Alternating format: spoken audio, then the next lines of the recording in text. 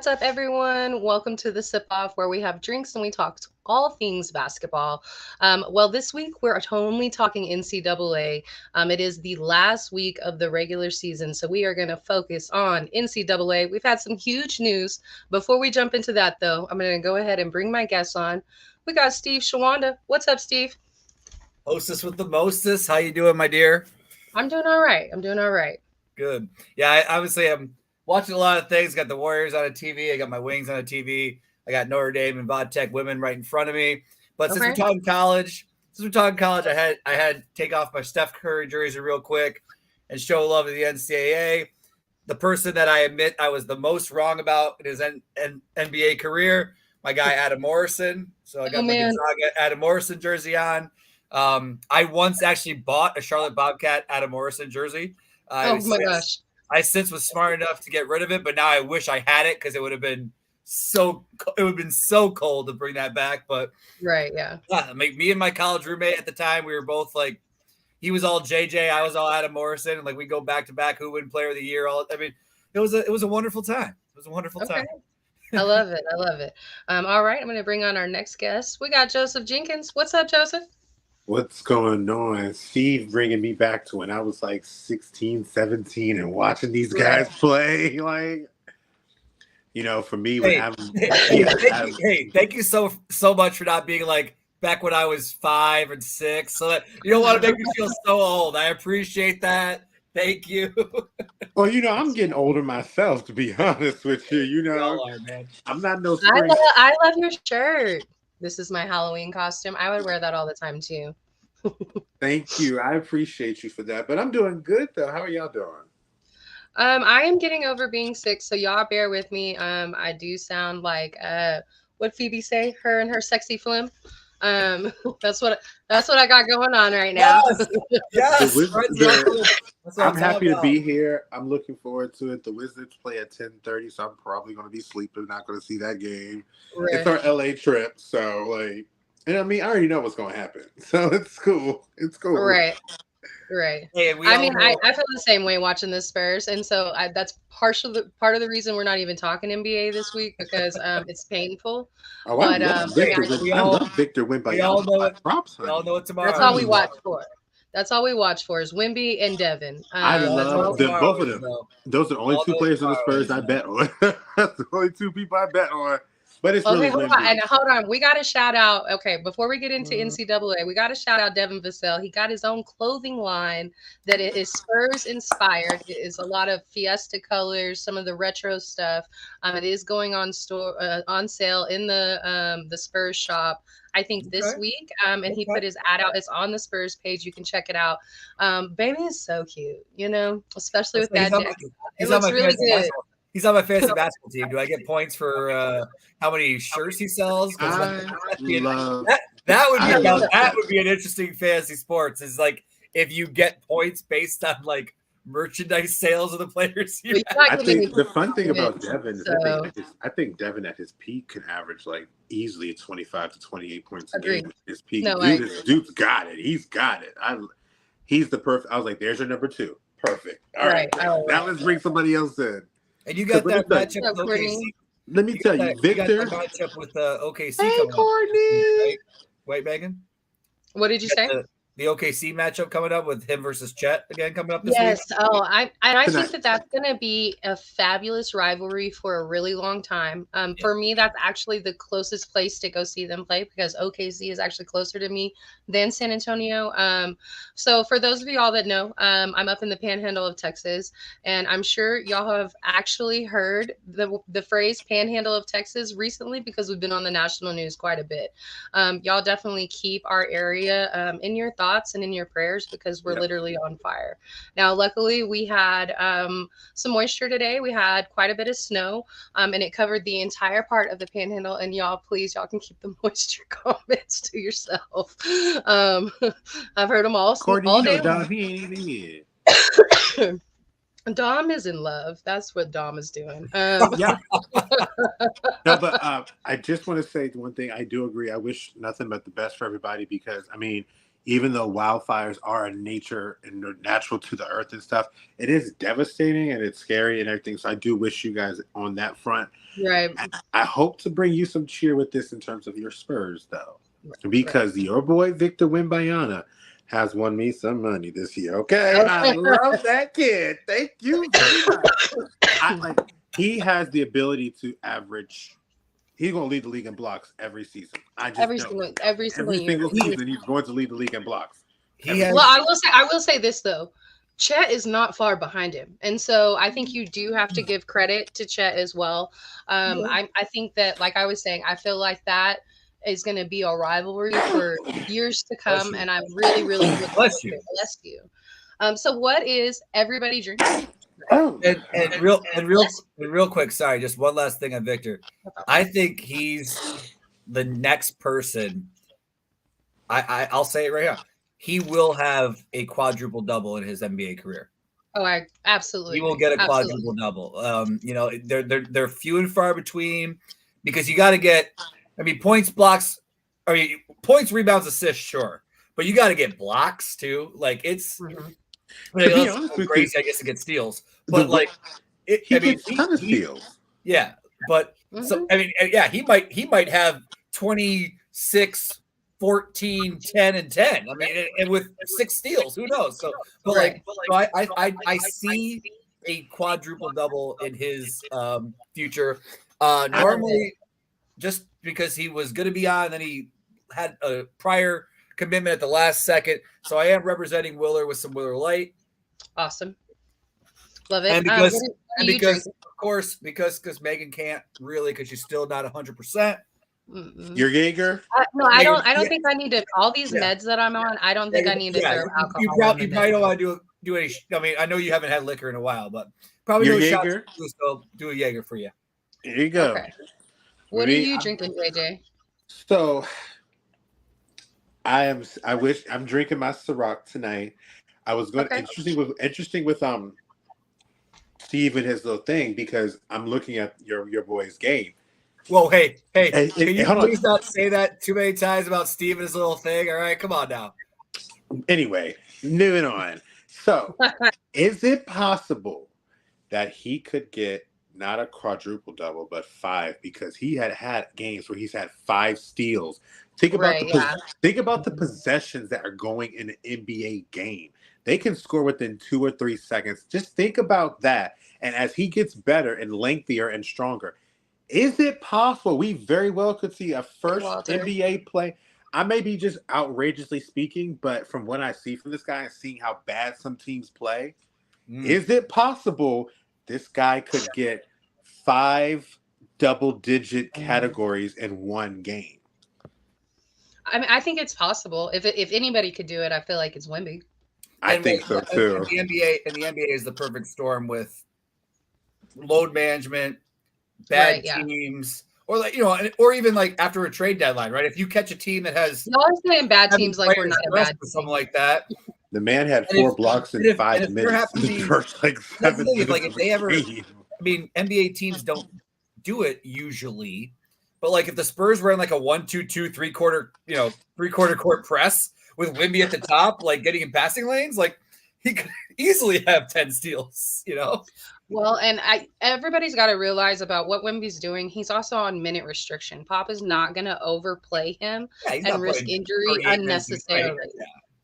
So he's usually doing these stat lines with between 24 and 27 minutes. That's about his normal right there. So just insane. Now imagine if he was playing 40 minutes, or something along those lines. Like that's insane. Yeah, and one last little.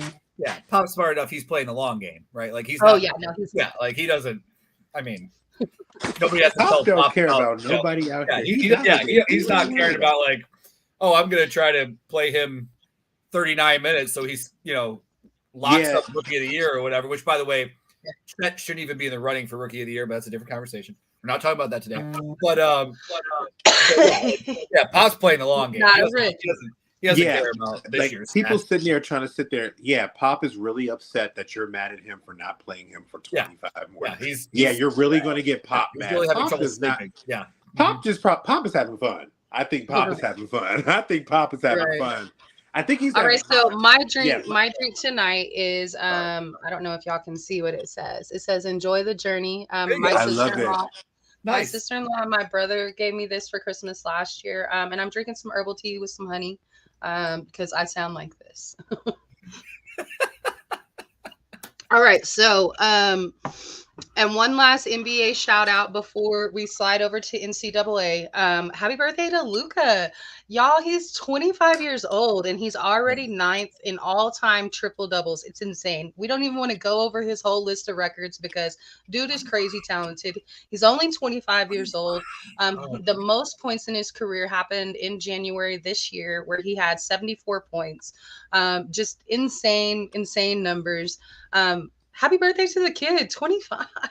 I mean, there's kids in college that are still 25 with the COVID year, right? The year, like, he's only 25. That's nuts. That's crazy. Right. It's dude is younger than 7 minutes. And this is his first year as a father, right? First year as a father. First year as a father. And Steve, you know this. It hits different when you're a father. It hits different when you're the first year as a father. Absolutely, it does. Boy playing. The boy is playing.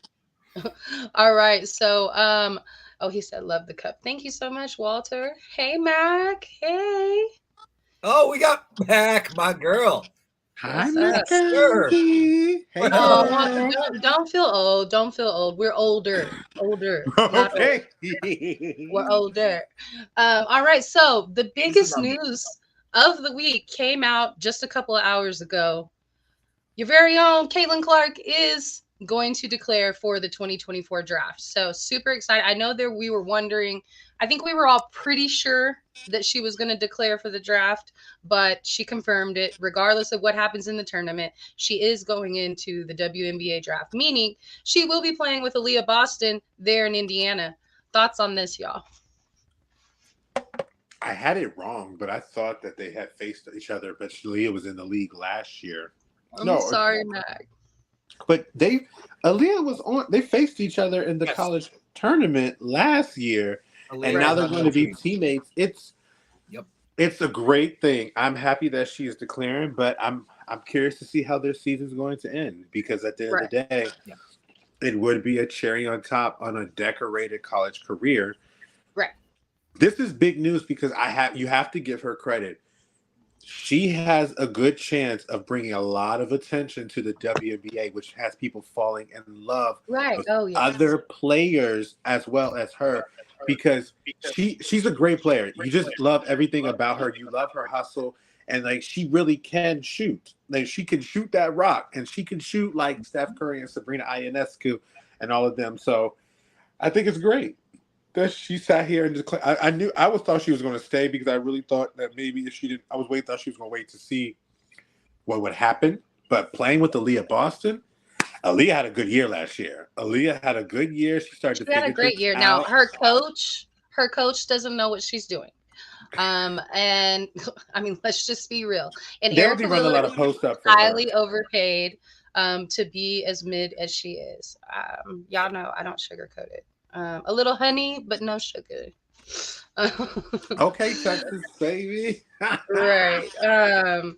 Okay, the opposite of chasing the bag. She could make more in college if she came back. Respect. Yeah, I mean, well, no, not true, because your NIL deals don't disappear once you just go pro. Sorry.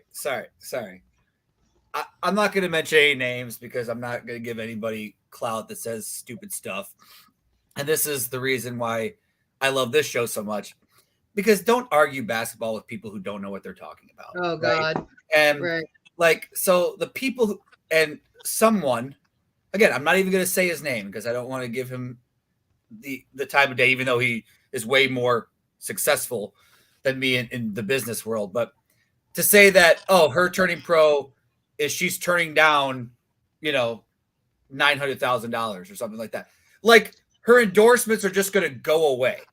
Like, don't just let's not bring up the fact that she's not getting any money from the Iowa NIL deals. She let them go to other people with the Iowa Booster NIL deals. She's making strictly from her and making about $950K estimated net worth is around $3 million right now. And yes, the top four WNBA salary is $76,535 for the first year. Okay, right. So you're making just over $76,000. Number one, what college graduate right out of college is making that in their first year? Maybe 0.00001%. That's the first thing. Right. Number two, Allstate, H&R Block, Gatorade, Nike, Buick, Bose, go down the list. They're not going away. And guess what? Right. Indiana, if you know anything about Indiana, basketball is freaking king in Indiana. Right. John Wooden won 11 or whatever NCAA championships at UCLA, and he said his championship at Indiana was more important to him than all of them. Like Indiana, like it's basketball, like, and it's a it's Big Ten country, so you already have built-in Big Ten fans that know Caitlin now, and she's from Iowa, not that far. Obviously, she plays at Iowa, but she is actually from Iowa. You know, and yeah, Indiana and Iowa, you know, whatever, have those, you know, they were rivals in school, but like you're going to bring more eyes to the WNBA, which is the idea. And you're like, oh, well, she's turning you down money. Could she make more money in staying one more year? Could they find a booster to pay her $2, $3, $4, $5, $6 million probably to stay one more year? Yeah, they probably could. But like, you're still going pro, and all those endorsements aren't going away. Plus, you actually get a salary that you don't have now. Like, you're not losing money. You could still have all the endorsements that you have now. And now you can go to now you can't. Now you can go to any store, mall, car dealership, whatever in Iowa, and now you can also do it in Indiana, right? Like, Mac just texted. She was the third highest paid women's basketball player beforehand, like going into the year, behind Angel and Johnson, and you know, with their things, right? But thanks, Chuck. Appreciate it. But now it's like, and people want to bring up, well, more people watch the women's Final Four than the WNBA finals. True. True. But more people watch the men's Final Four than the NBA finals. Does that mean that they didn't just make $25 million a year, right? So, and if your ratings for the women's Final Four went from 4 million to 13 million, if Caitlin's playing, what do you think the WNBA is going to do? Hopefully, obviously, they market her. Obviously, they should. And to your point, you might turn in to watch her, and then you say, oh, wow, that girl's really good too. Oh, wait, hey, that girl's really good too. Like, and I mean, hopefully that's what's happening in college, right? Like, maybe you started watching women's college basketball for Caitlin Clark in Iowa, which is great, which, by the way, Iowa was not – sorry, Mac. I know you're listening. I'm sorry, Mac, but it's just true. Iowa was not a women's college basketball powerhouse until Caitlin Clark got there. I'm sorry. They weren't, right? But you might watch them now for her, and then you'll be like, oh, wow, this team's good. Wait, this team's good. Wait, this team's good. Wait, who's this freshman at USC? Wait, this team's good. Like, and it brings more eyes, and it will continue to grow the game. And, like, naysayers of women's basketball would love to tell you that – they were a powerhouse before Caitlin. I don't know. I'm sorry, Mac. I love you. That's not true. They weren't a powerhouse. I love her dearly. I love you, but that's not true. They weren't a powerhouse. When was their last Final Four? Go ahead, look it up before last year. Anyway, cool. I love her. I'm just saying. I love her. I'm just saying. Why is mine not doing that? So my point was, are you magic? Do it again. I'm sorry. Do it again. Oh, that's unfair. How do you do that? Yeah, that's really cool. I don't know. Right. I'm gonna give you my phone so you can do it next time. All right. Okay. But yeah, like naysayers of women's basketball would love to tell you that, the NBA started in 1947 and just immediately made a crap ton of money and and they're all not just whiffing through. I mean, Megan was cool. Okay, don't get me wrong. She was your top scorer. She was your top scorer before. Yes, Megan Guffinson was great. I'm just saying they weren't in the UConn. Well, first of all, it was all UConn, then a little Stanford, then Notre Dame got in there a little bit. Yeah, Baylor got in there a little bit. South Carolina. Like it wasn't. Again, if she went to UConn and won 3 championships, that's different than And somebody brought up. I just saw that. Sorry, I just flashed quickly. Somebody brought up the Steph Curry to Davidson thing, and I was at the Sweet 16. Well, I was at the Sweet 16 game where they beat Wisconsin in the Sweet 16 at Ford Field, but he was at Davidson and then went and lost to Kansas in the Elite Eight. But that's an example of one player going crazy and making a college on the map. And yes, obviously, Magnificent, other players in the past. I don't know the history of Iowa women's basketball as much as Matt does, but I'm not trying to disrespect anybody. Again, I have a friend who's an assistant coach on that team, which is why I have a Caitlin Clark autographed jersey. Right. But it's not the same thing as like Tennessee and Vista players or Baylor, South Carolina. Right. Like they weren't. It's just not. Like you should admit that and make it. That's how much. I think it makes her that much. Yeah, that's how much cooler it is of what she's doing. Is she didn't. Right. I mean, she's from Iowa. She didn't just say, "Oh, I'm going to go to UConn or LSU or South Carolina." She stayed at Iowa, and what she built at Iowa. Well, what she helped build, no disrespect to any of those people. And I know people on that staff. Obviously, I know people that play on that team. Molly Davis from Midland Dow went to Central Michigan, where I graduated from. Now she's at Iowa. Like, so I have love and respect for all of them. But definitely Caitlin Clark deserves a lot of the credit for staying there, going there, staying there, and building something. But what I was going to say, the point of like the people who try to badmouth it, one, you don't argue with people who don't know what they're talking about. And then number two, again, that's the 4th time you done said that. Because I hate it. Do you know the first player in the NBA that made $1 million was Magic Johnson? That was like 1985. The NBA Finals was on tape delay. Oh no!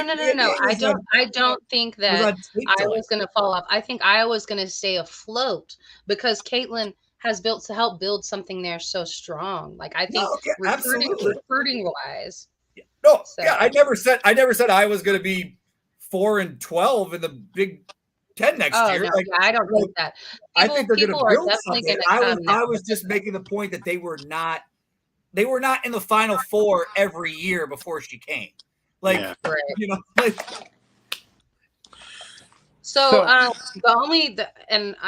don't know why it's not letting me scroll back up.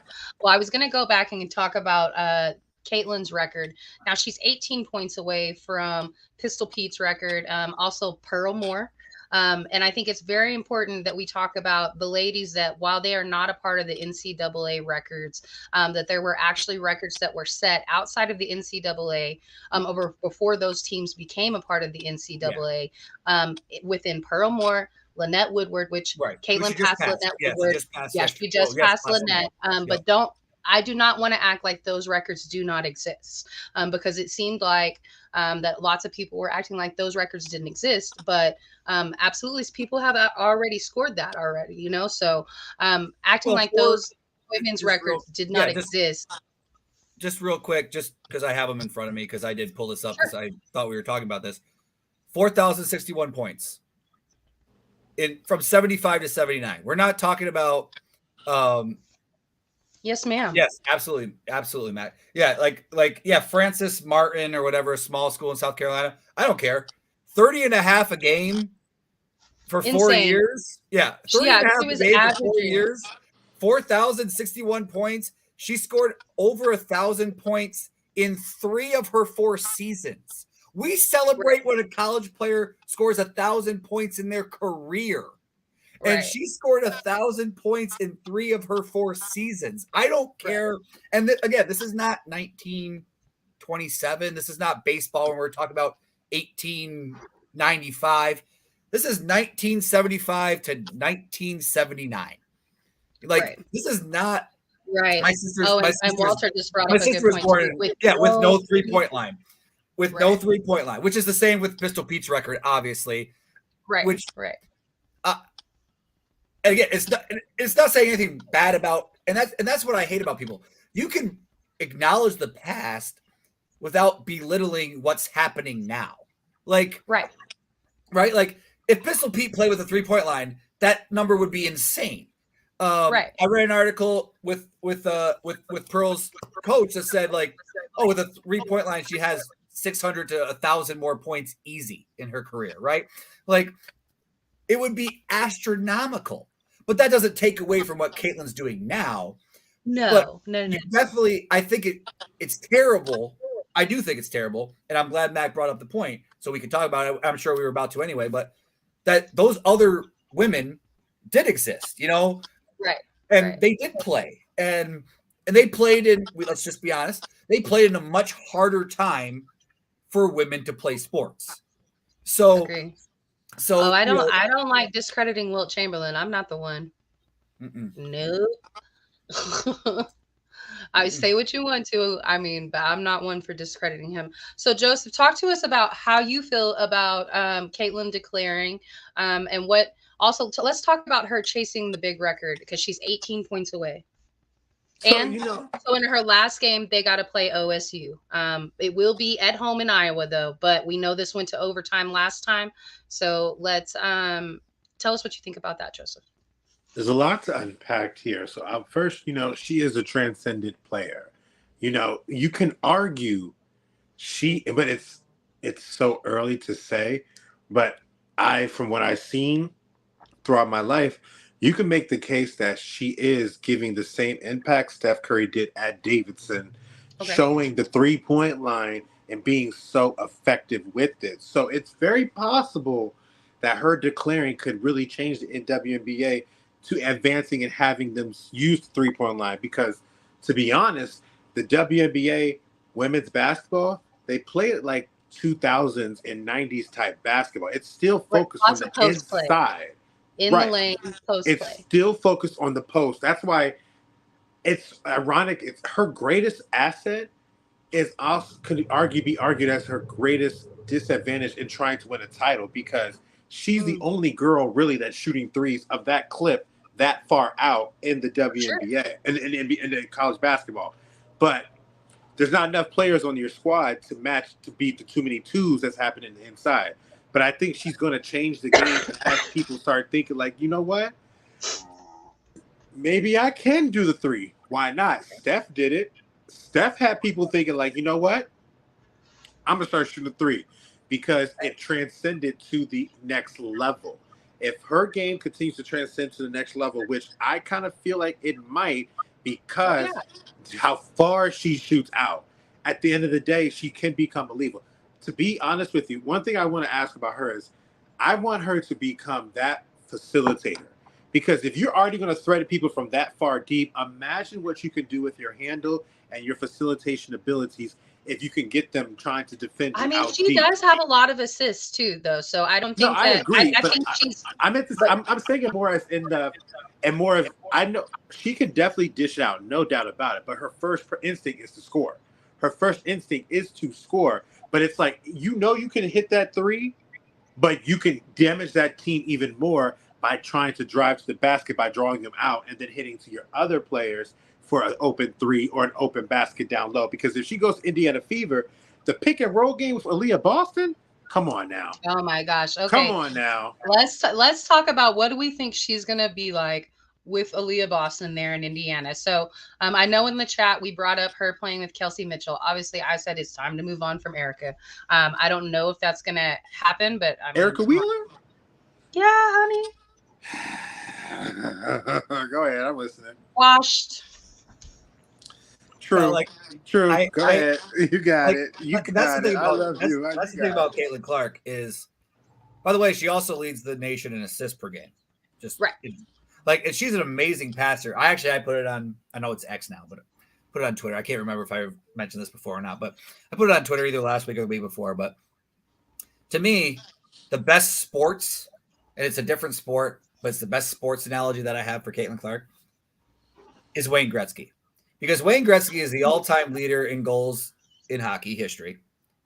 But even if he never scored a goal, he has so many assists that he would still be the leader in points.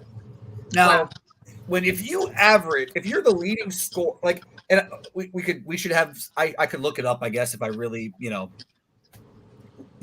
look it up. There's internet and I can look it up. But the last time that someone led the ends, because I think last year or the year before, she was like first in points, but she was like second or third in assists. But to be first in points and first in assists per game doesn't, especially when it's not like, it's not leading your team in points and assists. Like, it's not, I scored 20 a game, but I have 8 assists. Like, no, I score 30 plus a game and still lead, not my team, not the conference, the nation in assists. Like, so. Well, and I want to chime in on that one real quick. She would not be leading in assists right now if Rory Harmon was on the floor. Sorry. You knew she was coming with it, child. But she's right, though. Sorry. Right. Now she would absolutely lead in points, but when it comes to assists, nobody is Rory spicy. Got that on live. Nobody's spicy. Nobody is saucy as Rory with that. Which doesn't make, like, we can make her look good without making Caitlin look bad. Like, Caitlin is, and Mac, I said that she thinks that she's a pass first, player. And I mean, I've watched a lot of who that was. I mean, again, I'm not gonna argue Iowa basketball with Matt because she's from there and she loves them, whatever. Right. She's definitely. I love you, boo. But like, obviously, Raina Harmon, who's an assistant there, is a friend of mine. She went to Central, coached at Central. That's why I have an autographed Caitlin Clark jersey. Shout out to Raina, I love her. So, like, I've been watching Iowa women's basketball since Raina's gotten there. So I watch a decent amount of games. But yeah, like, she is definitely a great passer. And since I have coached a lot of basketball in the last 20 plus years, I enjoy watching two things. I enjoy watching great passes, and I enjoy watching players move well without the ball. In an interesting tidbit, that's why my two favorite players right now are Caitlin Clark and Steph Curry, because I like passers and people who move well without the ball. And to me, Caitlin makes, this is why I think she will translate well to the WNBA. She makes winning plays, and Ohio State did win the other night, so they did clinch the Big Ten regular season championship. So unfortunately, Sunday will not be for a share of the title, which would have made it a little bit, more fun. But obviously, it's still a huge game, and which I think. Sorry to go back, but I think that's why Caitlin. Yes, absolutely.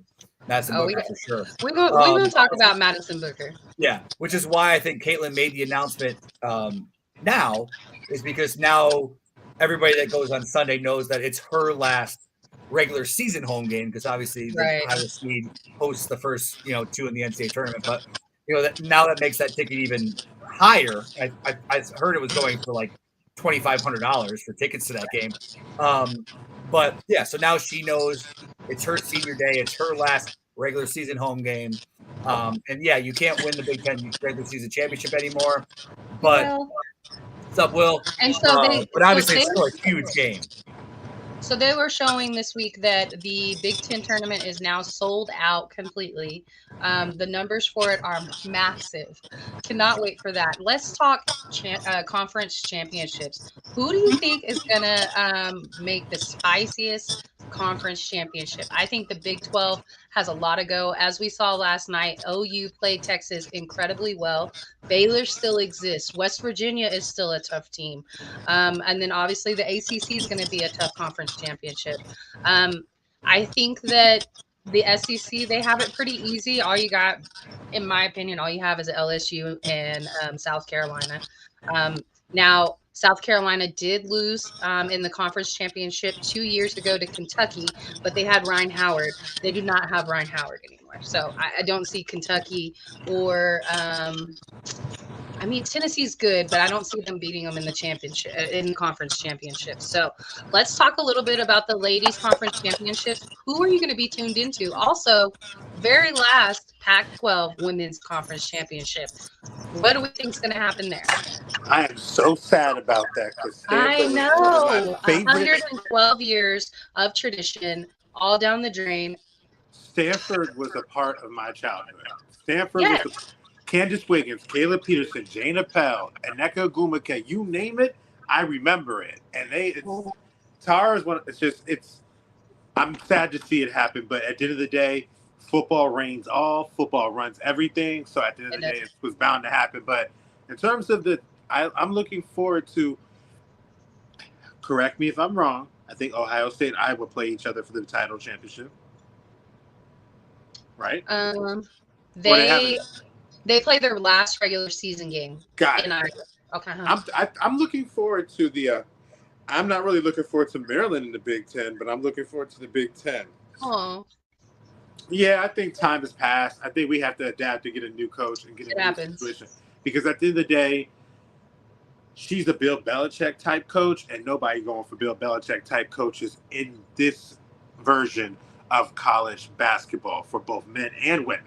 So I think that's got to go, and but I'm excited because I want to see if I've said it last time. I want to see if this is going to come down to South Carolina versus Iowa in terms of the national title. But I think those two teams are going to have the spiciest time, and I think they're going to be in dominating fashion, winning it all in their tournaments. Okay. Steve, talk to us about conference championships. Yeah. I'm sorry. I'm going to focus a little bit more on the women, and I'm sure the men's will be good too. Because I know we've been talking a lot. I know we've been talking a lot about women's basketball tonight, but that's because it's good basketball.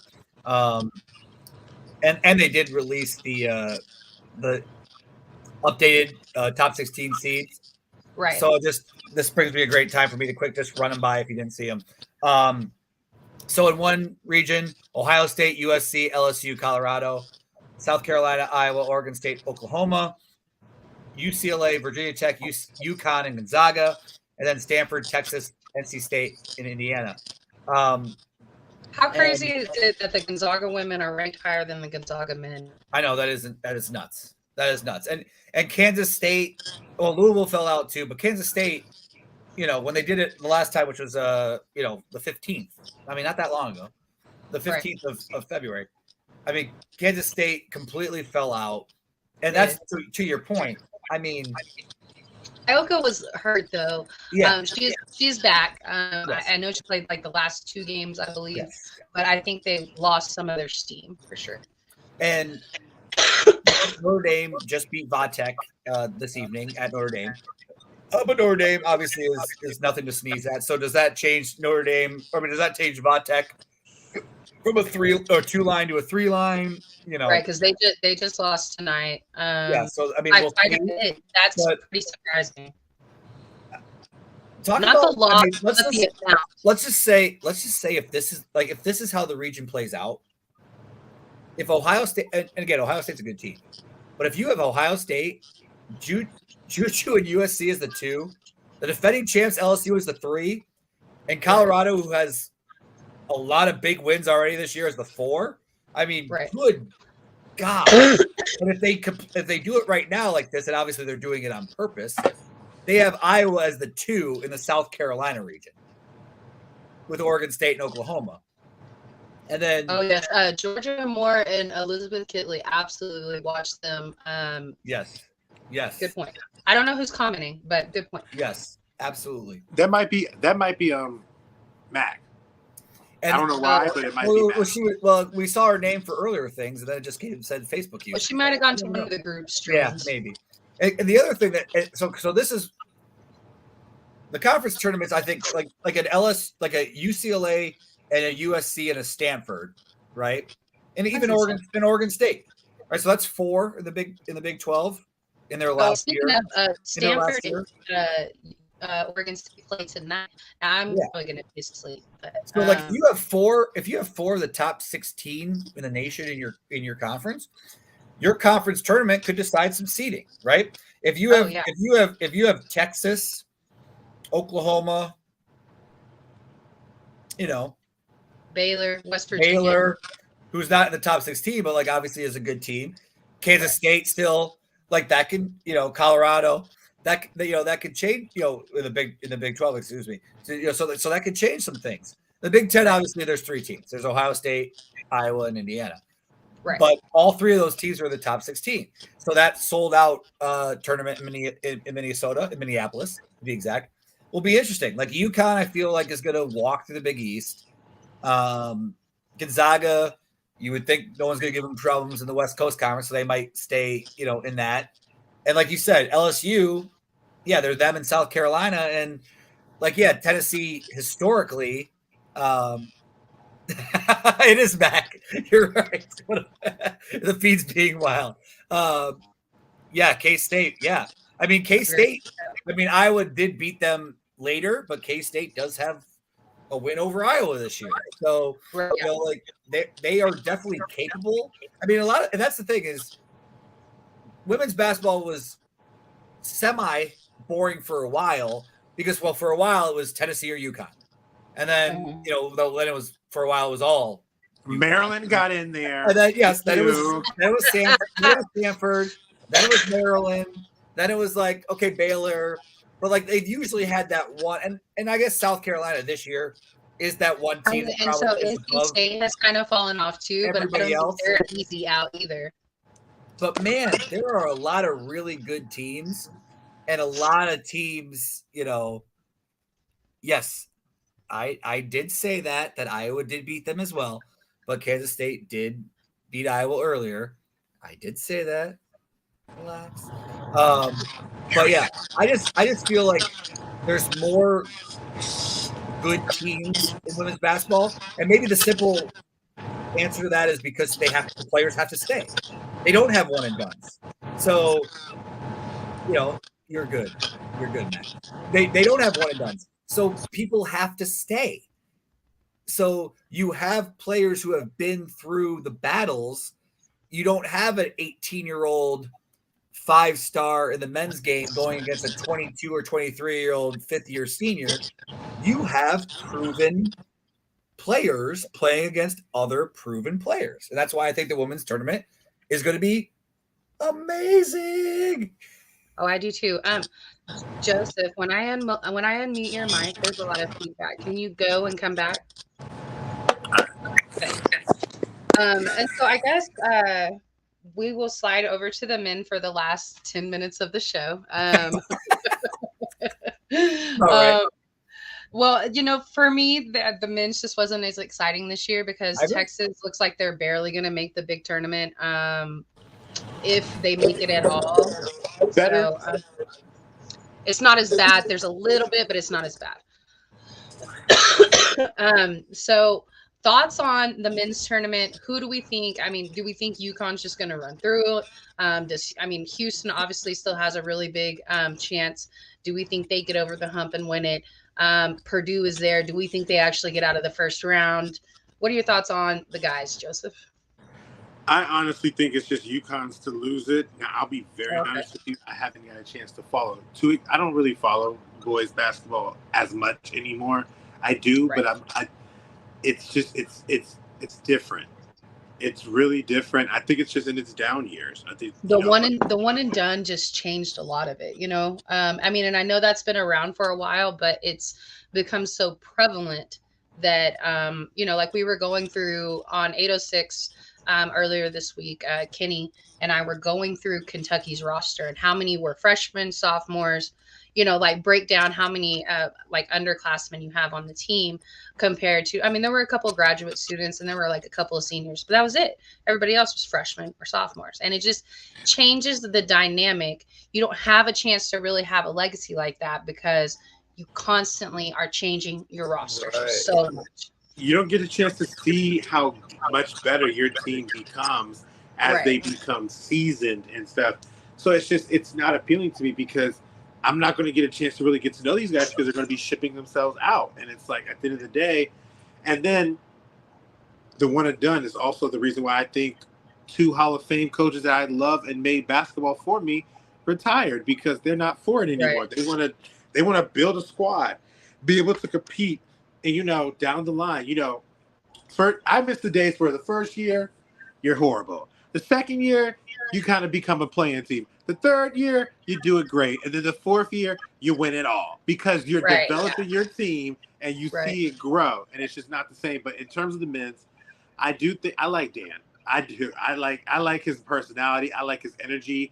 I remember when he first got to UConn and how much the team that was there, because typically when you have a new coach, the players that were there before ready to scatter. They get out, but they embraced him. So it's just a matter that they're going to be able to get in. They are the most physical team. They are the reigning national champions. UConn is a storied program, so the expectation of excellence is there. I'm hoping, because I love Kelvin Sampson. I'm hoping. And I'm just like, please get through and get this done. Please be better than what Wisconsin has been before, or Michigan State. Get there and get it done. I'm hoping. I'm so hoping, but we'll see. So for me, I'm also hoping somebody can get over the hump and get it done, and that is making it out of the Sweet 16 round. I am rooting for Marquette this tournament. Y'all know I love me some Shaka Smart, and of course it always ties back to Texas, baby, forever and always. But I love me some Shaka Smart. I think Marquette is a fabulous place for him. That's basically going home for him. And who doesn't want to be at home doing what they love? So I really am rooting for them. I'm also paying attention to Tennessee. They're a team that quietly won all year long. They have a couple of losses. They were important losses. But to me, they quietly won and nobody talked about them. So Tennessee, Marquette, definitely pay attention to Arizona as well. I think they came in at number 6 this week? I think number 6. They as well been quietly winning all year long. They will be in the Big 12 next year. I think they're going to be, besides Houston, they're going to probably be the best team in the Big 12. Them, Houston, and, Baylor's always there, but I fucking hate them. Mm-hmm. All right, Steve, talk to us about the guys. A lot of, I love that man. I love okay, it's not till later. I agree with a lot of things that were already said. Obviously, one with the one and done, but also obviously the transfer portal, and that helps. Usually, it helps the non-blue bloods pick up the scraps, if you will, from those people who were highly recruited that maybe aren't playing as much as they wanted to, or whatever. Which, to Jay's point, like player wise, he was talking about team wise. So player wise, you used to tell a kid, "Hey, you're going to come in. We got a starting guard here. He's a junior. You're going to come in. You're going to be his backup. You're going to play 8-10 minutes a game as you learn the system. Your sophomore year, you'll probably play about 25 minutes, playing sometimes with them, but playing a little bit more. By your junior year, you're going to be starting. You're going to be a main focal part of the team. By your senior year, you're going to be all conference. You're going to be up for player of the year, the conference, blah, blah, blah. Like, you're going to grow, blah, blah. Now it's like, oh, I didn't play 35 minutes as a freshman. I'm out. Peace. Right. Where it's completely different. So because of that, yes, hey, I wish I still went to Central Michigan. I graduated a long ass time ago. Like at a MAC level school, like 20 plus years. At a MAC school, like you basically have to recruit a new team every year, because either in the mid-major, in all mid-major schools, either they don't play enough and they leave, or they play too good and they leave. Right, yeah. You posted the link about Wake Forest's victory at Duke, right? Like, Ruby Miller their point guard was at Central the last 2 years, right? Like, so like if you play too good, nope, now he's going to go to Wake Forest, right? You don't play enough, now he's going to go somewhere else. I mean, and so at Central Michigan now we have a transfer from Tulsa, transfer from Illinois, Chicago, a transfer from what. So like you just have to put this roster together instead of the last time that we were at Central that we were truly good in 02-03, my sophomore year of college. And we went to the NCAA tournament and beat Kyle Korver in Creighton in the NCAA tournament and then lost to Duke in the second round. We won't talk about that. But I was there and it was amazing. Made it there. Yeah, we made it. 99% of our roster was from Michigan, mostly from within an hour and a half, 2 hours of campus, knew each other, were friends. Like it was close-knit group, and then you get to now where you're like, we're never even gonna know each other because we're gonna leave after the next semester anyway. So it is really hard to judge these things. And JJ made a great point about the old style coaching. Right. Just think about this. I live in Michigan. There are many Michigan State fans that don't want Tom Izzo back as coach. That's insane. Tom Izzo, Hall of Famer, multiple Final Fours, won a national championship. They think the game has passed him by. They want him to retire. They want him to move on. I'm not joking. And I'm not talking about one or two people. Like I'm talking, there's a legitimate number of Michigan State fans in this state that think Tom Izzo is the problem. Like, oh, he can't connect to the younger kids these days. Like, imagine that.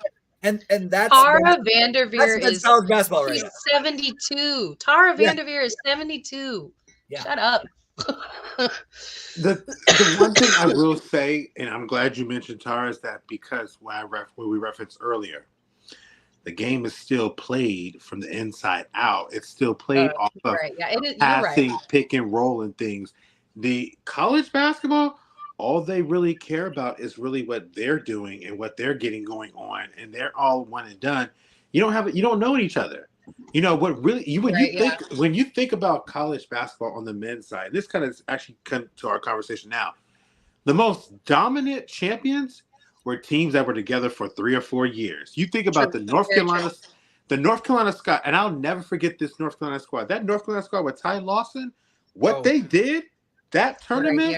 I don't see that nowadays because there's not that camaraderie. John May and all them, right? Or is that the other one? That's the first one. This is the one with Tyler Hansborough, Wayne Ellington. Hansborough, Lawson. Because when Ty Lawson came back, because he was hurt towards the end of that year, when he came back, they took off. And I was mad because that team was the same team that Georgetown with Roy Hibbert and Jeff Green beat the year prior, but lost to Greg Oden and Mike Conley en route to Florida winning their national title. Oh my God, I'm so excited for the tournament. We're talking about this. That Florida team. Yeah, that Florida that's team our childhood. We have a staple. Haslin and all those Florida guys. In terms of college basketball, unfortunately, I love women's more. That's why I get more attention because women's is giving what we love basketball for. I remember growing up, learning what a pick and roll was, learning how to do a run a 2-3 zone, running full court press. And you meant it just earlier, Steven. I can't even remember the last time I seen a full court press. I can't remember the last time I seen a half court press. I haven't even seen a I haven't seen any type of pressing.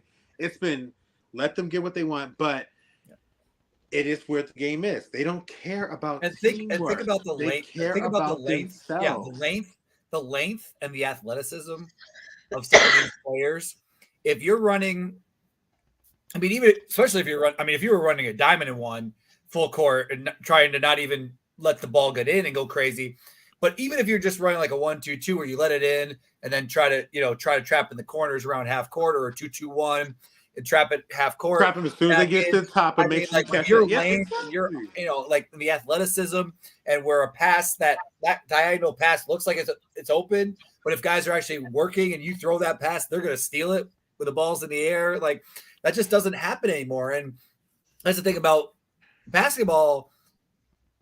Offensive basketball is very, very simple. I had a college coach one time, multiple college coaches, but like it's very simple to tell you. It's like offense is spacing, and spacing is offense. So if you are moving without the ball and you stay spaced, and if you just come down and jack up the first 30-footer that you see, it might go in sometimes, but that doesn't make it good basketball.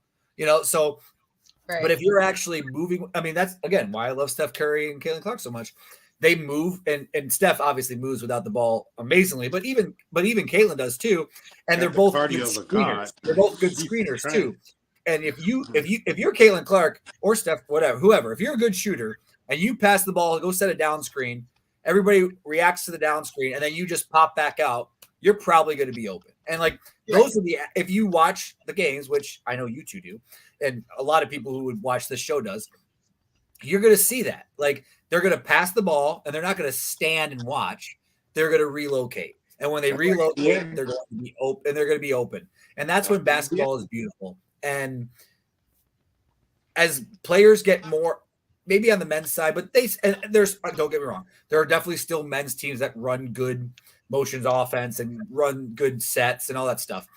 But when you get so one-on-one physically gifted, it does become more of the NBA where it's one guy isoing and four guys standing. And not that it's not amazing to watch, not that I don't watch the NBA, because I do, obviously, but the flow I like all levels. I don't want to watch the same product everywhere.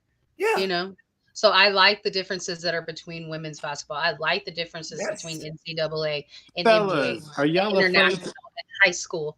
Fellas are afraid to get a little bruised, okay? Because the girl. I mean, I love basketball here. I love both sides, but let's just be honest. The girls aren't afraid to get bruised.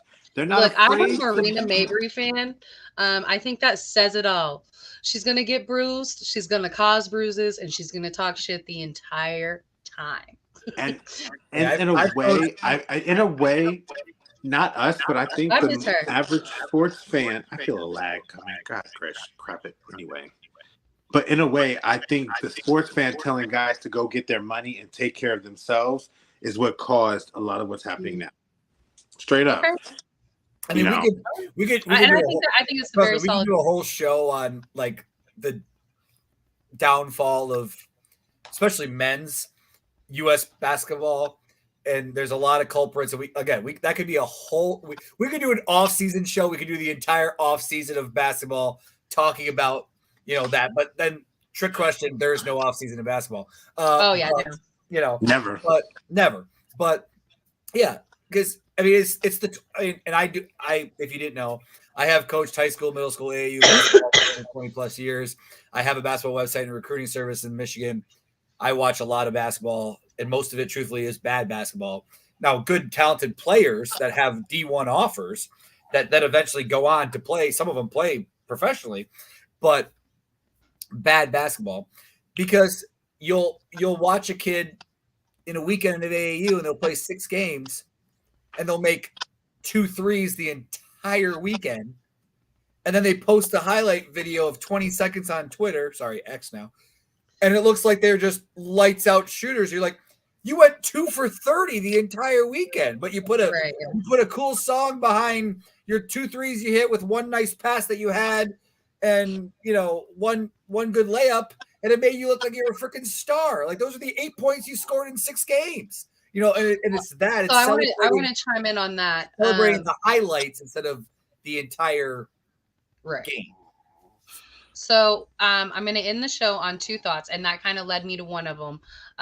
How special Aaliyah Chavez is, because she's somebody that plays 24/7. And even though she probably has some efficiency days similar to Caitlin, some days she's not the most efficient, but the ball's still going in. It doesn't take. Kobe was the same way, and it doesn't take away from the fact how much we loved watching him play, and how beautiful it was, But she came through. Was it last week? The first high school girl to ever be featured in Slam Diaries. Y'all, that is major. And so for me, it's a really special connection, because being able to cover her, she's in my region. She's about an hour and a half south of me. She does match up with our teams, usually in regional tournaments. They matched up. Amarillo High ended up beating her team. So we didn't get, to me, that's the state matchup right there. but just how amazing she is. My dad, whenever he was writing for the paper for the Lubbock Avalanche Journal, while Cheryl Swoops was winning championships there in Lubbock, he was writing for that paper there. And then being able to cover another generational talent myself, just a full circle. I'm so appreciative of women's ball and being able to be a part of it. And then the last thing I want to end the show on is fuck OU. I don't care about the loss. Good night, y'all. Good night on that front.